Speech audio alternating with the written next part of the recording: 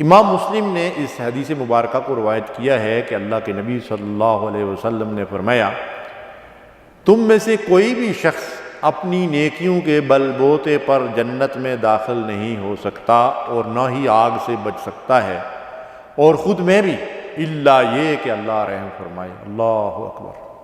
کوئی بھی شخص، حتیٰ کہ رسول اللہ صلی اللہ علیہ وسلم اپنی نیکیوں کے بل بوتے پر جنت میں داخل نہیں ہو سکتے۔ کون فرما رہا ہے؟ اللہ کے حبیب علیہ الصلوۃ والسلام، جو راتوں کو کھڑے ہو کر اللہ کی اس قدر عبادت کرتے ہیں کہ پاؤں مبارک جو ہے سوج جاتے ہیں، اللہ کی راہ میں دندان مبارک شہید ہو جاتے ہیں، جسم لولان ہو جاتا ہے۔ گالیوں کی وہ کون سی قسم ہے جو گالیاں آپ کو نہیں دی گئی؟ کون سی وہ ایذا رسانی ہے جو آپ کو نہیں دی گئی؟ آپ فرماتے ہیں کہ میں اپنے عمل کی بنیاد پہ جنت کا مستحق قرار نہیں پاؤں گا، بلکہ اللہ کے فضل اور اس کی رحمت سے۔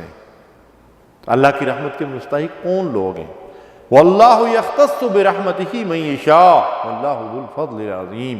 اللہ جسے چاہتا ہے اپنی رحمت کے لیے خاص کر لیتا ہے، اور وہ بڑے فضل والا ہے۔ اللہ کن لوگوں کو اپنی رحمت کے لیے خاص کر لیتا ہے؟ قرآن مجید میں اللہ تبارک و تعالیٰ نے جا ان کا ذکر فرمایا ہے جن کو اللہ اپنی رحمت کے لیے خاص کر لیتا ہے۔ ان رحمت اللہ قریب من المحسنین۔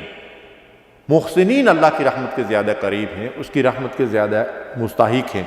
اور ارشاد فرمایا، فَأَمَّا الَّذِينَ آمَنُوا بِاللَّهِ وَاعْتَصَمُوا بِهِ فَسَيُدْخِلُهُمْ فِي رَحْمَةٍ مِّنْهُ۔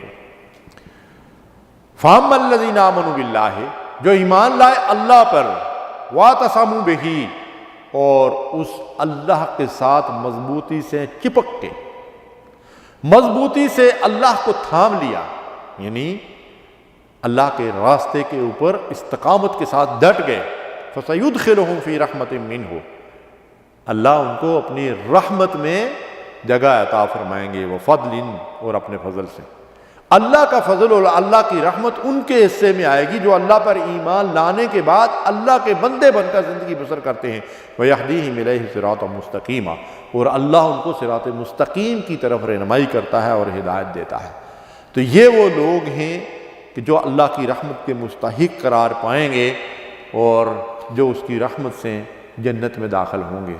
سامعین محترم، اس لیے نبی صلی اللہ علیہ وسلم نے فرمایا کہ ایمان اللہ کے خوف اور اس کی رحمت کی امید کا نام ہے، یعنی اللہ سے ڈرتے ہوئے ہم زندگی بسر کریں اور اللہ کی رحمت کی امید بھی رکھیں، تو انشاءاللہ ہم ان لوگوں میں شامل ہوں گے جو اللہ کی رحمت کے مستحق قرار پائیں گے۔